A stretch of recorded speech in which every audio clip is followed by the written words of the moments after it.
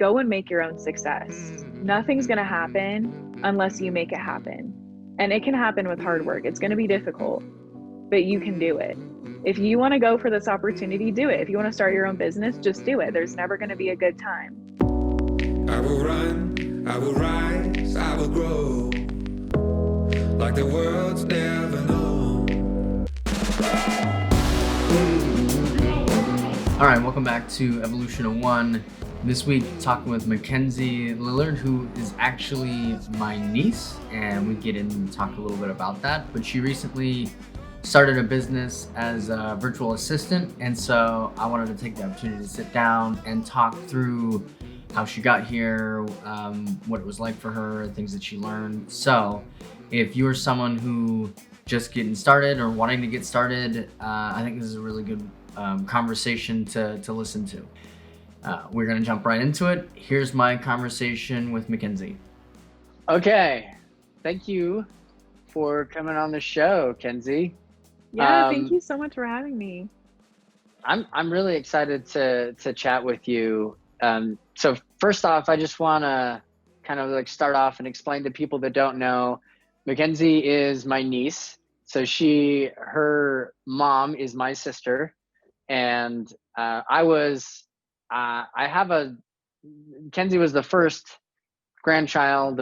I was my first niece or nephew, like in the family. So there's a special kind of like connection. She's the oldest of my siblings' kids, and I remember I was 15 when you were born, and I remember very vividly. I remember very vividly. So I've always wanted to be a dad ever since I can remember. I loved my dad, and he was such a great role model, and I always wanted to. I just always knew I wanted to be a dad. I remember as early as 10 recognizing. I didn't know everything about love or anything, but I knew I wanted to be a dad, and I love kids.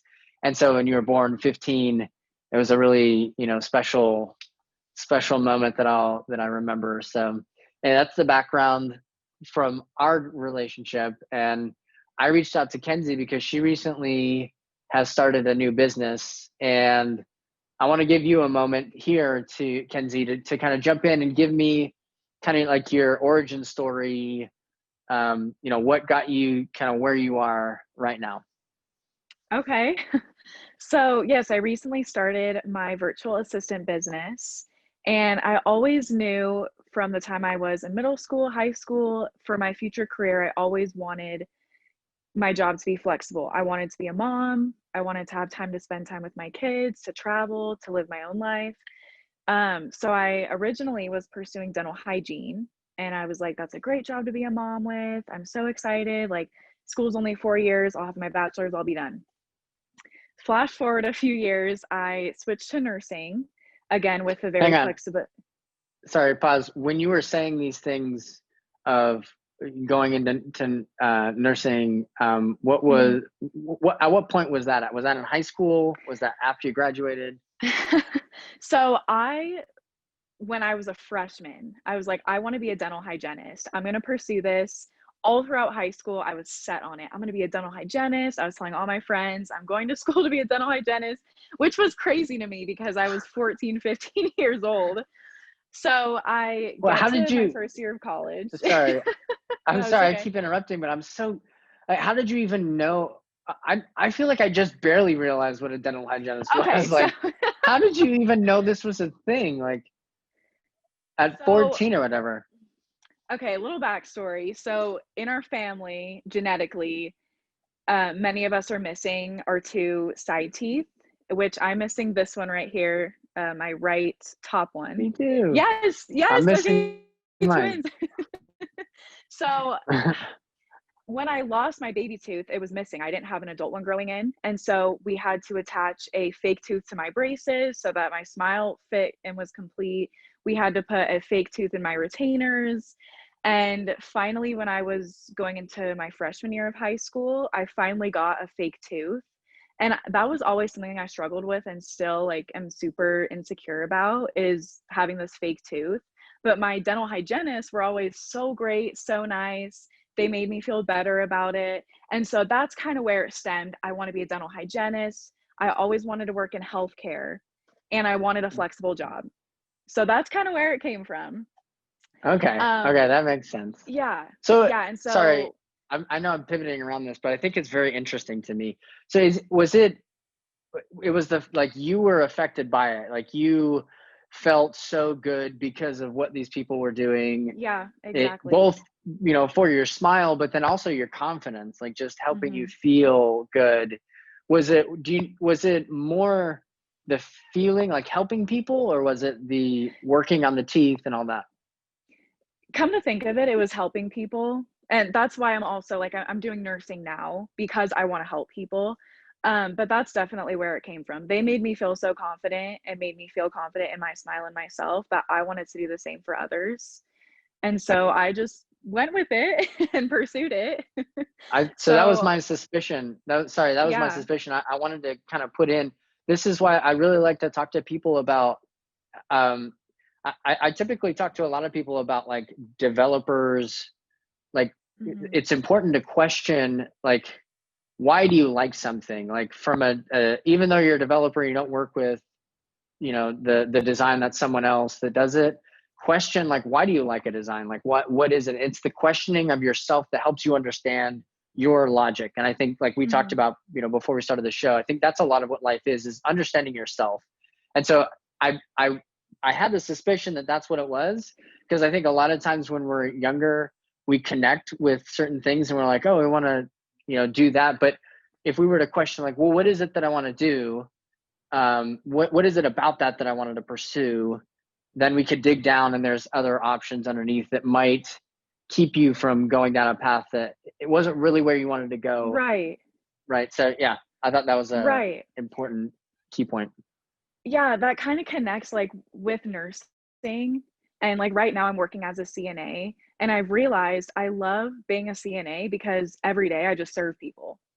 I'm doing people a service that they can't do for themselves. With nursing, I'm going to get to help people. With my VA business, I get to help people. I get to help them grow their business, take time for themselves, find out more about them and what they like to do outside of their business. And I really like it.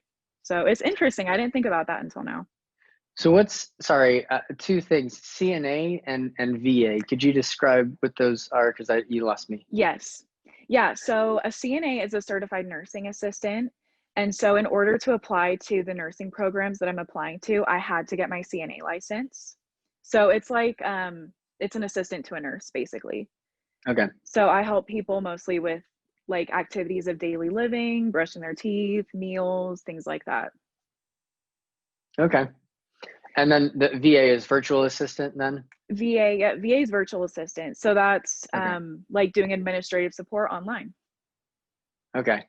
Yeah. Sorry, before we dive into that, um, go back a little bit further, kind of your childhood, like growing up, and a little bit of like home life, because a lot like those formative years, Hmm. um, you know, talk a little bit about that. Did you? And I guess one of the questions I have for a lot of people is, did you recognize that you always wanted to work for yourself? I know you said that you always wanted to, like travel and have freedom, but did you always identify as like starting a business and being an entrepreneur or like owning a small business? Is that, did you always identify with that? I wouldn't say I always did. I mean, I definitely thought about like starting some small side hustles or something in high school. But as I've gotten older, I've wanted that freedom to do what I want.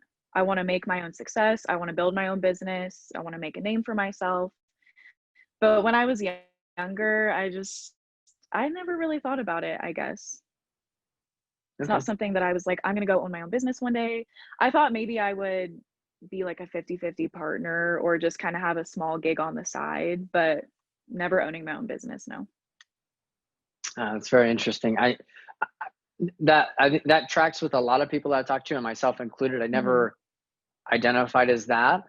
I also didn't realize it wasn't talked about as like a possibility as much in my family. And Mhm. so it's just coming aware to it for me. And I also want to, I ask the question to a lot of people because that's an answer I get a lot, is they didn't identify as an entrepreneur or like Right. owning your own business. Because I think that's, people think that you're born, an entrepreneur, you want to conquer things. And the more I talk with people, it's, these are all things that you can learn, and figure Definitely, out I as agree. you go. And it's less scary than it feels. Very daunting at first. And so, um, Yeah. Yeah, yeah, like, sorry, go with oh, that. I lost my train of thought, but, yeah, like, when I first, was aware of the idea of a virtual assistant, like, what's a virtual assistant? Like, and starting my own business, I was like, "Oh my gosh, like, this sounds so scary, like, how do people do this?" But once I actually started it, I loved it. I was like, "Oh my gosh, like, I this is what I do in my office job, and I'm literally just translating it online." And it's a lot of work, and it is scary, but it's so fun and it's so rewarding. Like, it's not as scary once you actually go and do it. Yeah. So, I mean, it seems like you're talking about. It seems very clear to me the what you were doing with in your day job, how it translates to Yes. all those things that you're learning are skills that you could pick up and bring right over. Exactly, Um, yeah. that what was the turning what was that point that you recognized that connection? Like, oh, this is what it is, and I'm actually already doing that. And then how long was it between recognizing it and then actually starting it?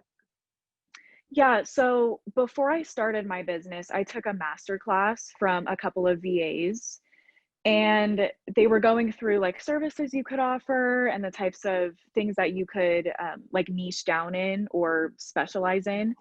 And what I specialize in is administrative support, which is basically my job title at my office job. And so as I was going through, I was like, oh, I've done that. I've made a spreadsheet. I've done this for this person.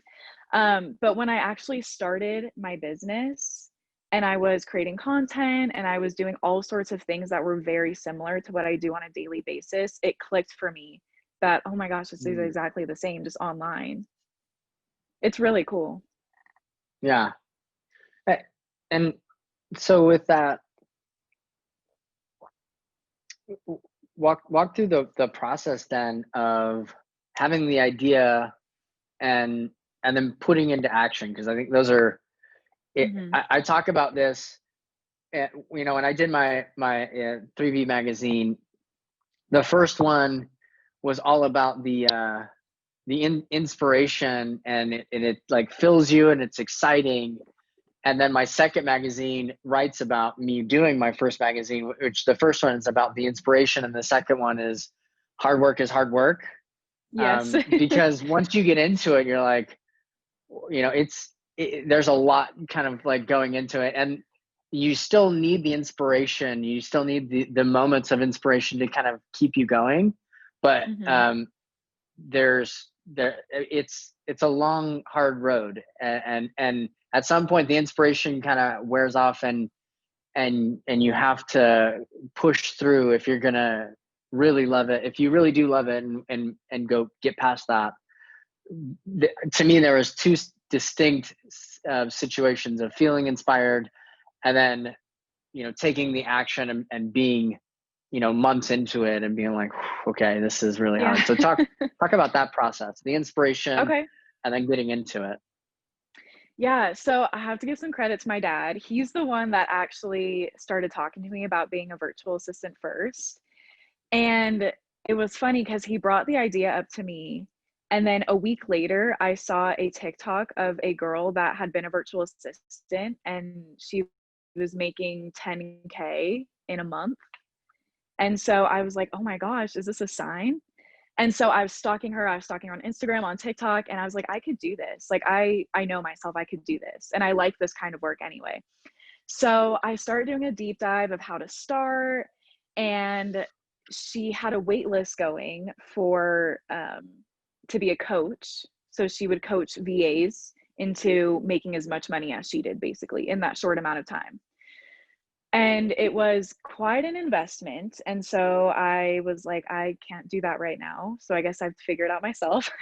So I signed up for her class. Yeah, I signed up for her class and took the class. It was great. I had a lot of information that I could use to start.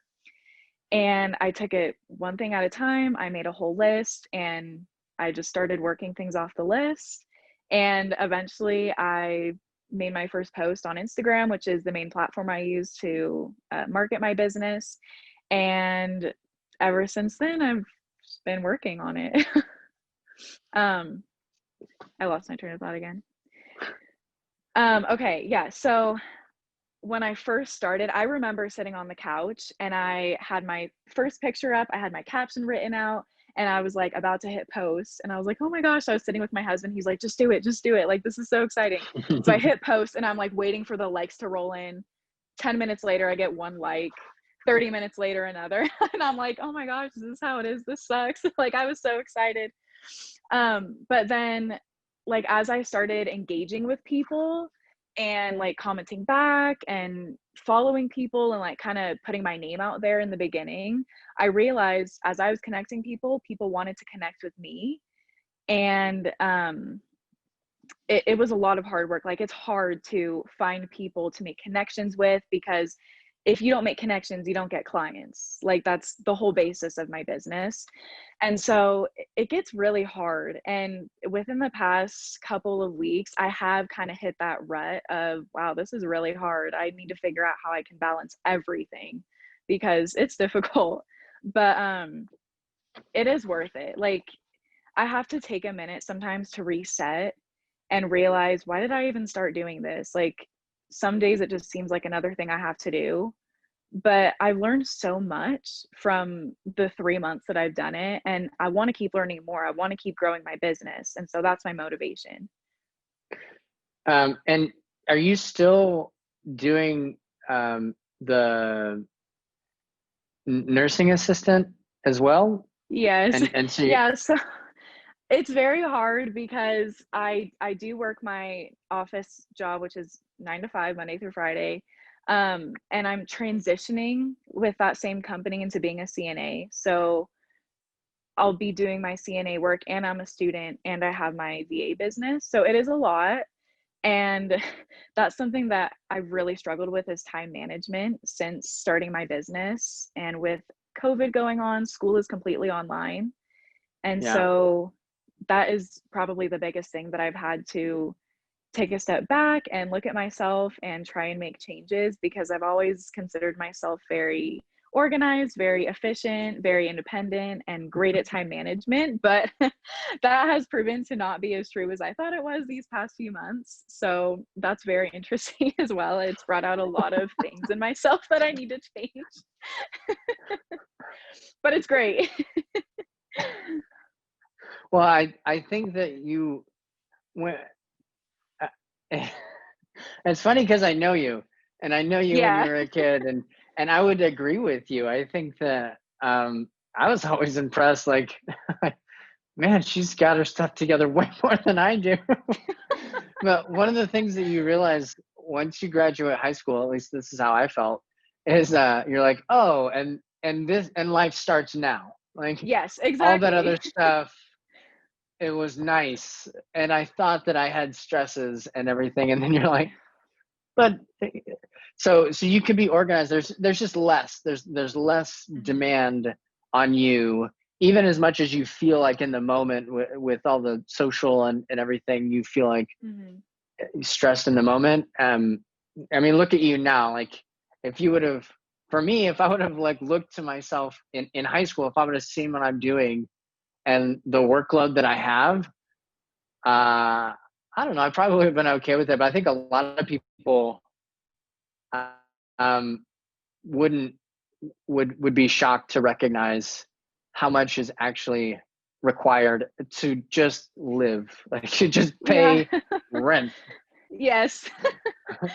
Yeah, it's so crazy. Like, high school is such a different world, and you graduate and you're just like, oh my gosh, I like you said, I thought I was stressed out, but this is real life, and I have Yeah. this, and this to do before midnight tonight. It's so different.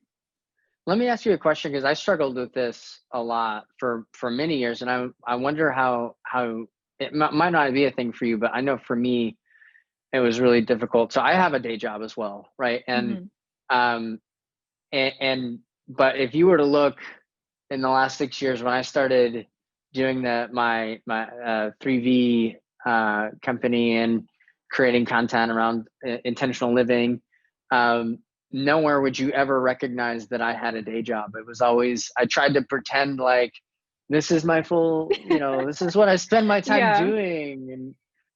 And and then it all changed when I started my YouTube channel. I've been doing it for I think 6 months, and I put out the video where I just was like, I felt like I had to come clean. And I just want, because the whole thing about my YouTube was about like just sharing my journey Hmm. of going from artist to making a living doing what you love, is the journey that I've tried to be on. And so I felt like I wanted to take the time to kind of like expose everyone to my journey, because I think a lot of people felt like me. I felt like, so I said I live a fake life on the internet was the title of the video. Oh my gosh, that's And I hilarious. like talked about this feeling, and it felt like, it literally was like therapeutic, that I felt freeing to just be like, look, I have a day job. This isn't how I make money. I'm not at a point Hmm. where I'm monetizing anything yet. And I'm figuring out how to monetize. What's the right way to do, like, I'm figuring that out. So you're going to watch me do it. And it just felt for, prior to that, it was 4.5 years that I just felt like didn't want to mention anything about another job. And then in my journey and talking with people, and I've come to find that I don't know, any other artist that that's not true. I know very few artists or small business owners that are able to just do that one thing. Hmm. Most everyone is like an adjunct teacher or a substitute teacher Yep. or a full-time teacher and has a job, or does multiple things. So everyone has, even if you look at people that I'd followed for a while, that I felt like, man, they have everything together with their photography, it was still only half their income, and they were also Right. getting money through sponsors, or also doing working at Apple and the Genius Bar and stuff like that. And so it's very confusing. So for you, was that ever an issue? Did you feel that Yes. same thing? Yeah, the whole time you were talking, I was like, that is so me.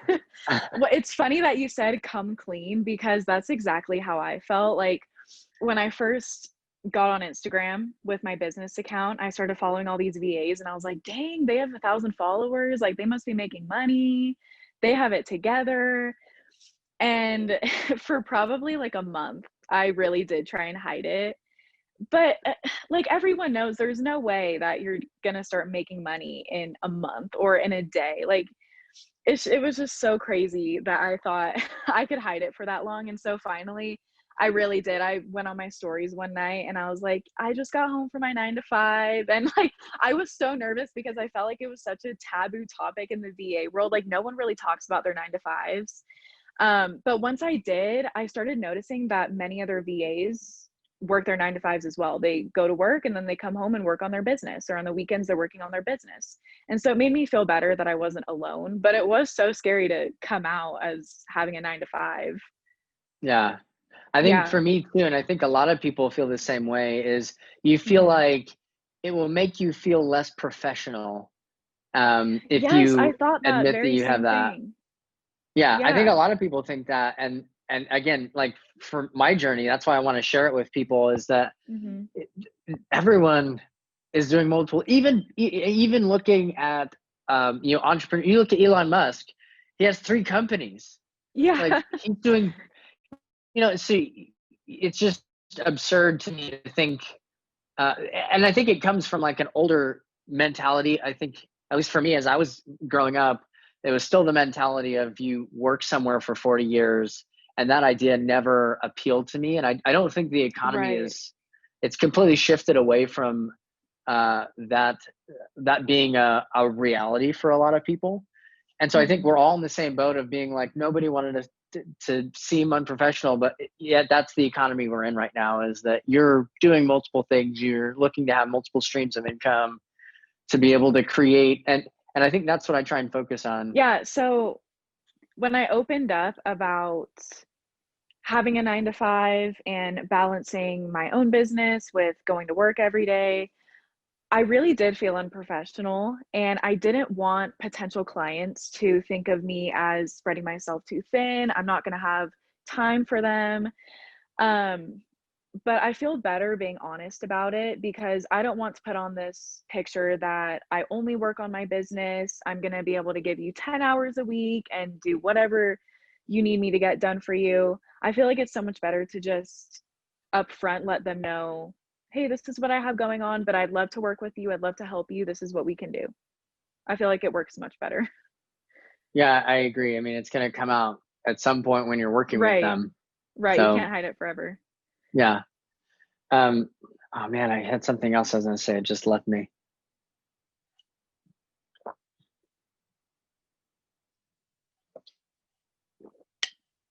I can't remember. Dang it.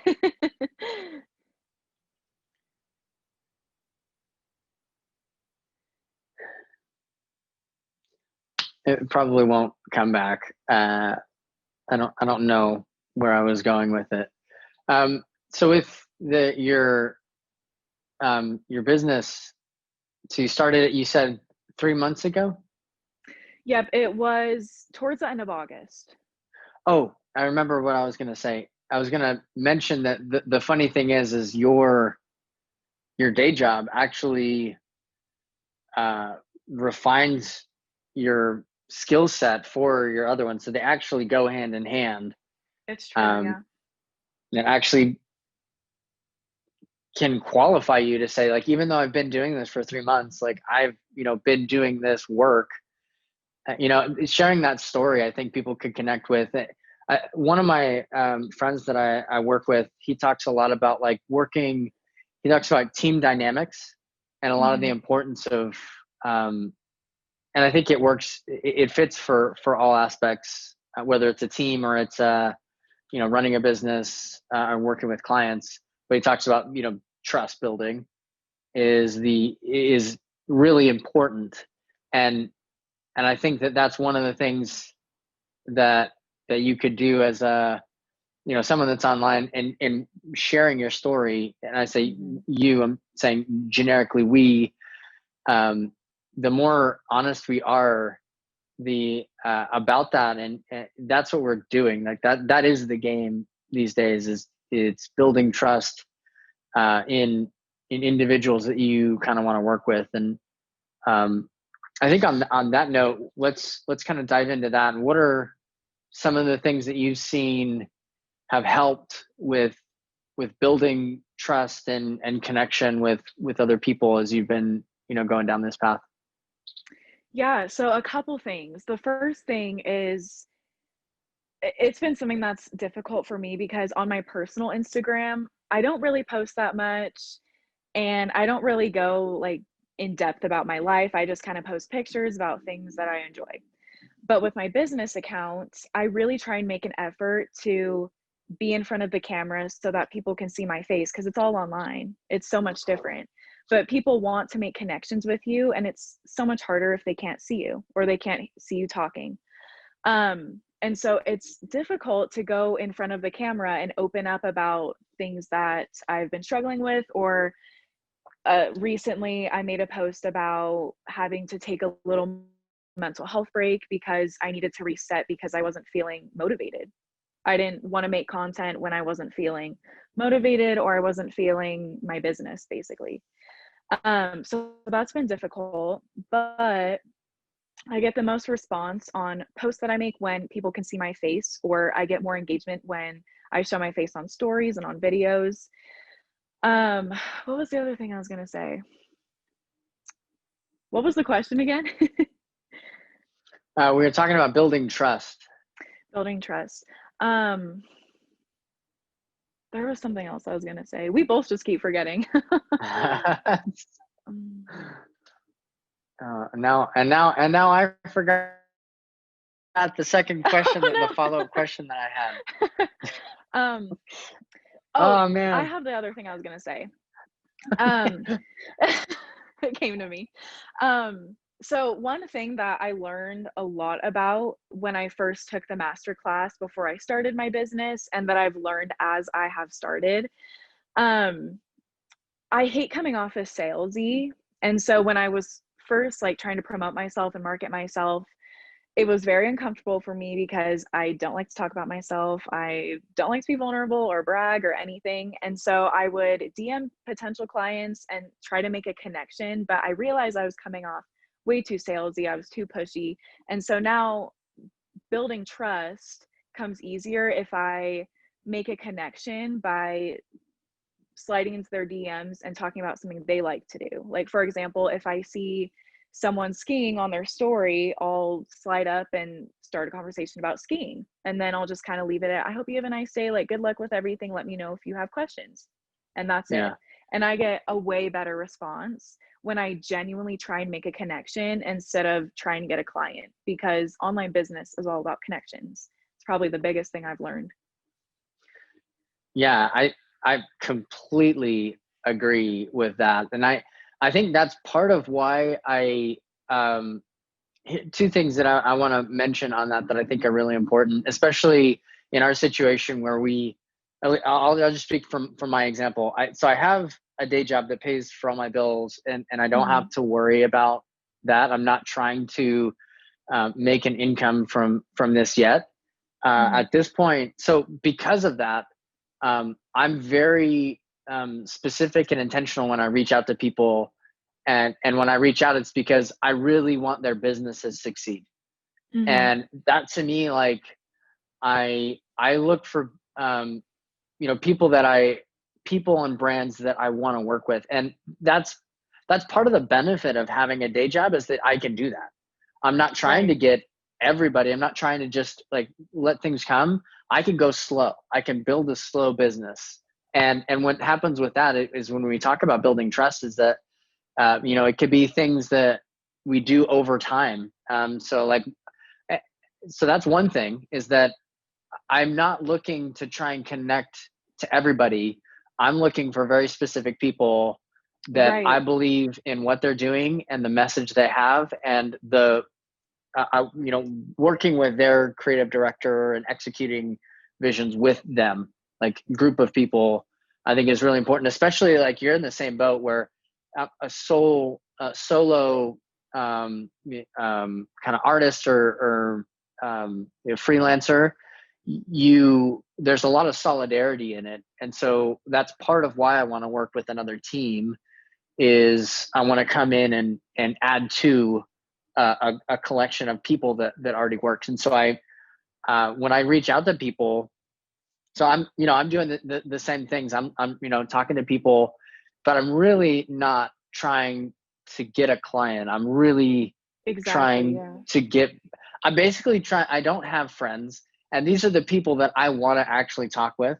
And so Yeah. that's the type of people that I want, is like, I want to have people that I would just want to chat with and be friends with, and then Mm-hmm. also do business with them because I agree with the, how they run their business, kind of thing. So I think that's one thing that people don't realize is a benefit for the situation like you and I have, where we have a day job and we can go slow. And if you're not trying to do that, I could just speak for myself, like, I'm not worried, about that. The second thing that I was going to mention, that I think is really beneficial, and I think you would be really good at this too. And the reason I bring it up is I think it's really great.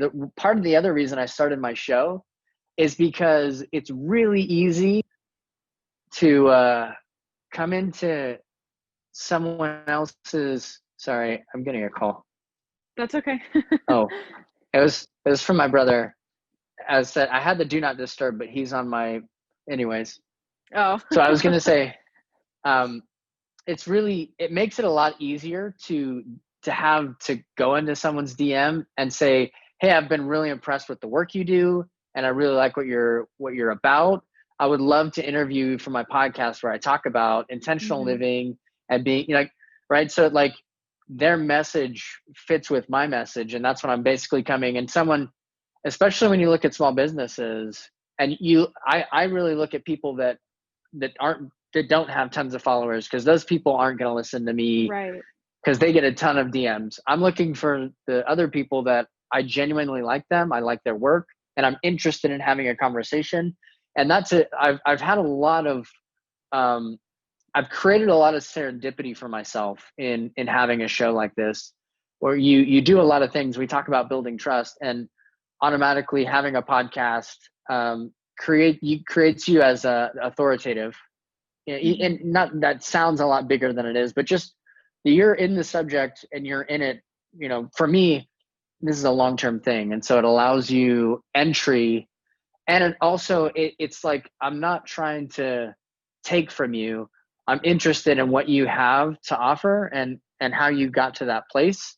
And I don't want anything else. I want to have a conversation, and people are really open to kind of share in that regard. So it also helps them, because you, as a interviewee or interviewer, you pull out pieces in their business that they don't naturally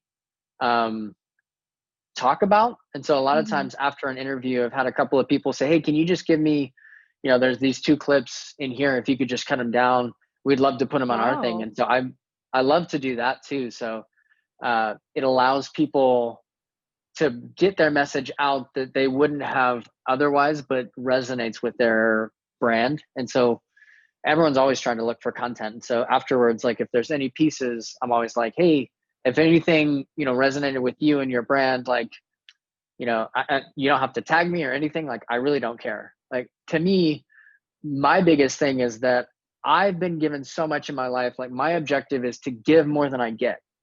And I always want to be, giving more than I receive. I'm not worried about if I live my life that way, things are going to work out. I don't have to worry as much. So that's, I don't know, one thing that I was thinking, because I think you have a great personality, Ken. And Oh, thank you. you're someone that is like, it makes sense that you're going into this. Like, it really does fit with your personality. And I've been following you, and I've been connecting. Like, you did some stuff. I think it was the meditation stuff that really, I just thought, like, the way that you talk about it, I think, is powerful, and people forget how Thank you. powerful they are as individuals. So it's something that I think, if you, whatever makes sense to you, and even if you don't like it, but like just a 10-minute, podcast, like, I just want to ask you 10 questions, like, that's it. And, or like a Instagram live thing. I think I've seen a lot of people, have success doing that. So it's, I think there's a lot of options, but I think you do have a great personality. And then the other thing I wanted to come to, shifting over, is your brand. I was really, really impressed with, like, how did you craft that? Like the typography, like the colors, all of it. It's that in and of itself can be very daunting for people. But kind of go through, like, building the brand for a little bit, and how you kind of went about that. So, in the class that I took, they talked about branding, and they talked about how important it is. People can recognize you on your brand. That's the whole point of it. You want people to be able to look at one of your posts and say, oh, that's McKenzie Lillard. So in the class, they gave us a website to use to pick a color palette. It's called Coolors. And you basically just hit the button until you find a color palette that you like. So it sounds pretty easy. That's exactly what I did. I just found a color palette, and I changed 1 or 2 colors to fit what I liked. And then I just went with it. So all of my posts are with the same 5 or 6 colors. And to create my content, I use Canva primarily. And I've kind of started rebranding how I post and, like, the content that I create. I have a certain style that I started using, but that's been pretty recent. So before that, I just kind of looked at all the little shapes and the words and the fonts that I could play around with, and just did whatever I thought looked best and what I liked. And it was really hard because I'm quite a perfectionist. And so I would spend hours doing one post when it was really good. And I don't know. But yeah, content creation is something that I've learned, and I really like doing it now because it's my creative outlet. I never considered myself creative. I was always like, I can't draw, I'm not artistic. I can color in numbers and paint by numbers, but I can't like create anything myself. And so it's really cool to me that I've been able to learn this myself and pick it up, and it's a new skill that I've learned. And by doing so, like by creating my own content, it's also a way that clients can see, oh, this is the type of content she creates. I really like that. I can see the kinds of things she can do by what she posts. So it's really cool. Yeah, I think that is really powerful. What you were talking about, I think a lot of people. I talked about this. I gave a talk recently about. It was titled rough drafting, and I kind of go through my process of kind of my mentality of just enough to kind of keep moving. I think Mm-hmm. I've kind of said this before, but to me, when you're starting out, momentum is oxygen to a new idea, a new company, trying something new. And so the more oxygen you're able to have and keep the thing moving, the closer connection you have with the creation, you can keep it rolling forward. And my mentality has always been like, the work that I do is to get me to the next best work, right? Mm-hmm. I'm not worried. And so I think, you kind of talk about perfectionist, and I like a lot of people kind of identify with that. And a lot of times you just by sheer nature of trying this new thing and being a perfectionist, you spend all this time on this post and it's great. And then when you go to the next one, you can borrow from the thing that you did, Mm-hmm. and you recognize that, going back to time management, you can't spend by spending 5 hours on one little thing isn't going to get you the outcome, which is the clients and ultimately like having a sustainable business.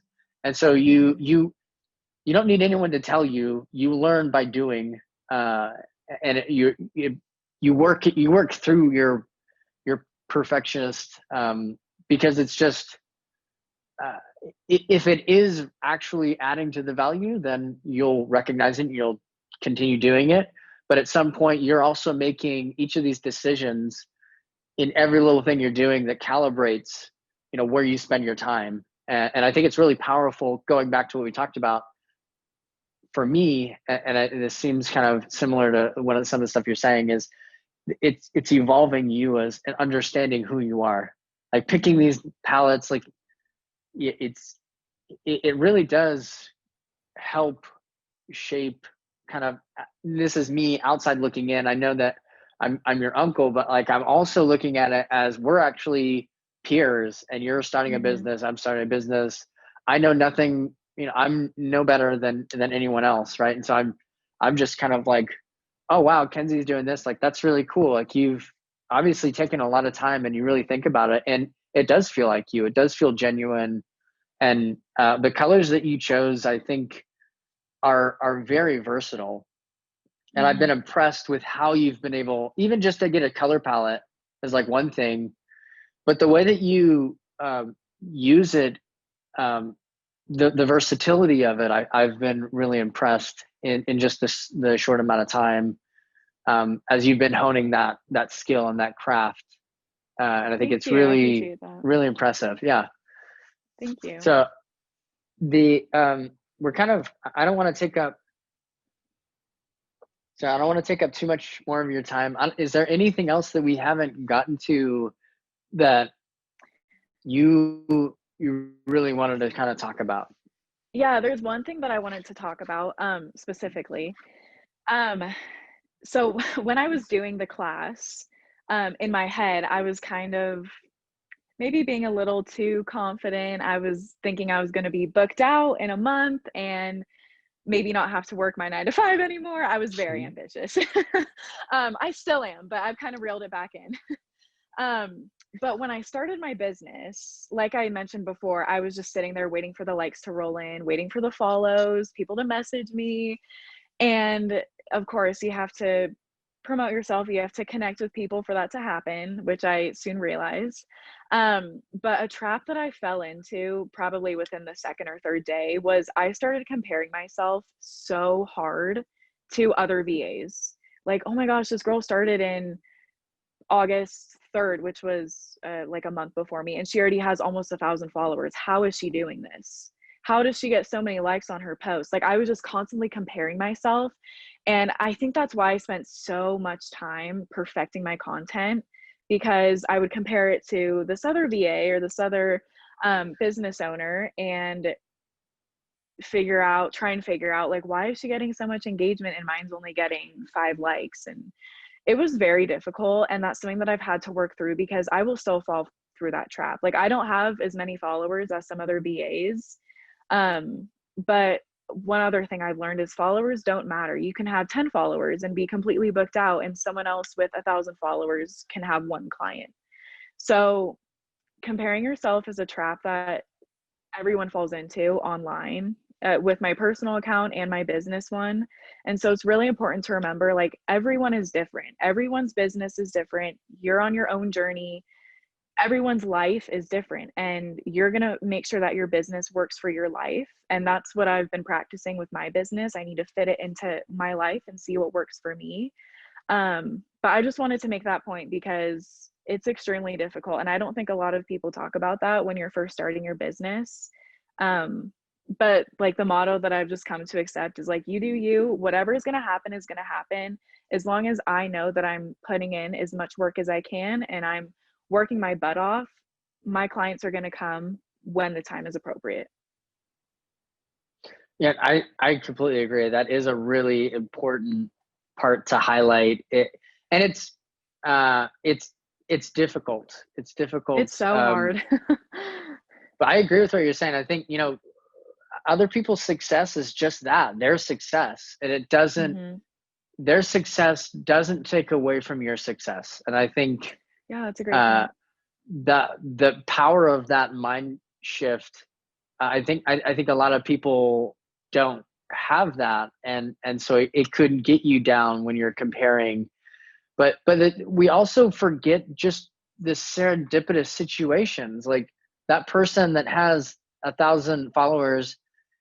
You never know, like, maybe they had, like, what allowed them the connections to be able to get to that. And Right. and again, like you were saying,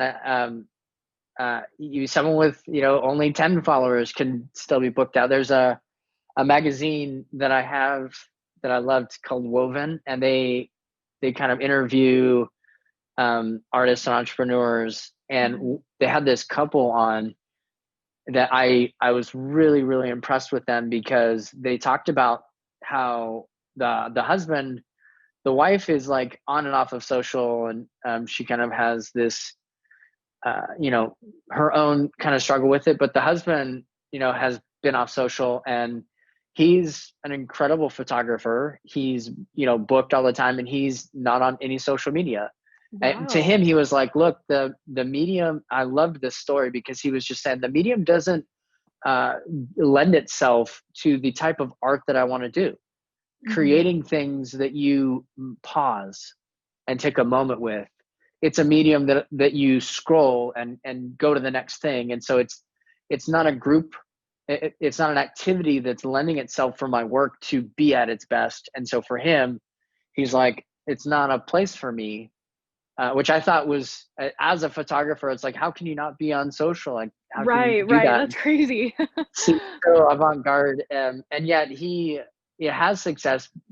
Exactly what you were talking about. It's just like, forever ago, back in 300 years ago, it's all the same. It's word of mouth. It's communication. Right. It's having connections with people that can happen on and off social. A lot harder with COVID right now, I'll say that.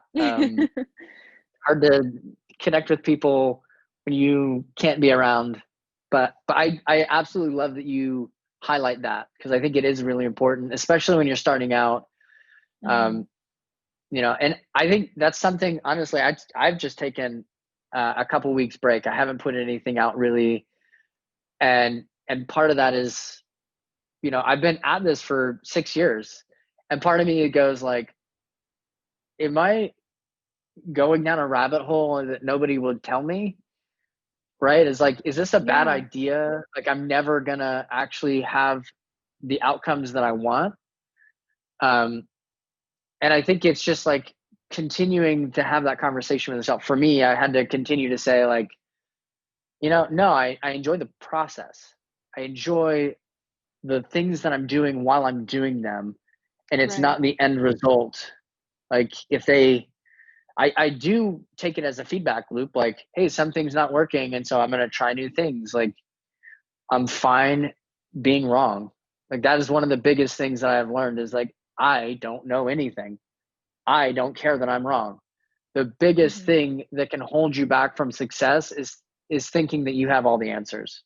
The moment Yeah, that you it's so true. recognize that the moment you recognize that you don't have the answers and that you are in fact wrong, it opens you up to possibilities that you couldn't have seen in other ways. And especially when you're early on, when the likes don't come through and you hear people's stories of like, oh, I put a video out and 10,000 people liked it, and so I thought maybe I'm onto Right. something. You're like, good for you. That happened for you. That doesn't happen for the majority of us, Hmm. and that's okay. And that's my journey of like figuring out how do I gain a sustained business by doing what I love. And I just Hmm. know it's going to take 20 years versus 2 years. And I had to adjust my expectations. What else did you have that you wanted to get to? That was pretty much it. I just wanted to make that point because that's something I've really struggled with. Okay. I have one other question Hmm. that I wanted to ask, and then I will get you out of here. But the question that I like to ask a lot of people, and this is really funny because this isn't long ago for you than other people that I've talked, but um, think of like 18-year-old you. You have a moment to go into a room and you sit down with 18-year-old you, which was like, you know, 2 years 2 ago, years right? ago. So, but I say 18-year-old you because I think we both talked about this. When you graduate, 18 is that moment when you graduate and you're shifting into, oh no, this is when life starts. And so knowing what you Mhm. know now, even several years into your exit from high school and now into your business, looking back at that you and about to graduate, you sit down and you get to have a moment to kind of talk with yourself. What advice would you give you? What advice? Well, even though it was only 2 years ago, I feel like I'm so different than I was when I graduated. Like, I mean, I made a huge major change. Um, but what advice? Oh wow, it's really hard because it only was 2 years ago. Um, I think the advice I would give myself would be kind of what I've talked a little bit about already is go and make your own success. Nothing's going to happen unless you make it happen. And it can happen with hard work. It's going to be difficult, but you can do it. If you want to go for this opportunity, do it. If you want to start your own business, just do it. There's never going to be a good time. If you want to change your major, just do it. Like everything works out for a reason, in my opinion. And starting my own business, I felt like I was supposed to do that. And so looking back when I was 18, I probably wouldn't have done that or thought I could ever do that because I've always been very traditional with my life. Um, like I said, at 14, I thought I knew what I was going to do for the rest of my life. So I've learned that it's okay that things change. It's okay to go pursue opportunities that you never thought you could, or opportunities that seem crazy and you don't know how you're going to fit it in your life. That's probably the advice I'd give. Oh man, Sorry, that that was was like really all good. over the place. No, that was wonderful. I think that was great advice. And Mhm. especially like I think one of the things that I would add to that is that you know, in your 20 to 30 is the exact moment when you take risk. You have 70 years to figure things out, right? 20 to 30 is when a lot of people lock in and go, I need to figure out who I am, what's going on. But the truth is, just like learning to walk and talk and all of this, you learn by doing. And so this is a time when you take the bigger risks, right? Like you try those things out, because you could wake up 10 years from now, Kenz, and you're 21? 20. You're 20. Yeah. So in 10 20. years from now, you'll wake up at 30 and be so insanely young. Like so insanely young. And you're going to live another 80, 90 years, at least. And so when you look at it in that perspective, this next 10 years, try like you were saying, try those things that you were questioning. Like the last thing you want to do is to go soft and not, and then have the regret, right? Like this is the moment to try it, and then wake up when you're 35 and go, I don't know, maybe I know some things now, and maybe I'll figure out what I'm going to do. So I think that was a great response. I think that's great advice for people. Hopefully it helps someone. Well, in closing, where can people find you and connect with you, and then talk also a little bit about just some of the services that you give as a virtual assistant for people, and the benefits of that. Okay. Yeah, you guys can find me on Instagram at McKenzie Lillard VA, McKenzie VA. So as a virtual assistant, my specialty is working with wedding creatives and photographers, and I specifically help with administrative support. So managing the back end of your business, content creation, hashtag research, blog posts, social media management, things like that. Of course, if there's something else that you would like help with, that's open to negotiation, but that's mostly what I specialize in. Awesome. And I'll just say, to add to what you're talking about, a lot of the people that I talk with, artists, like to have success, like, the things that you don't like, hire someone else to do those. And, exactly. Like Kenzie was saying, she loves this stuff. She's incredible with it. I've been so impressed really with the work that you've been doing so far. And thank you. And I think anybody that you just feels overwhelmed by that, and you just want to work on the art, like that's why you hire McKenzie to come in and take that load off, so that you can spend time with your clients and the part where you make money, and let her take care of that other stuff for you. So exactly. All right. Well said.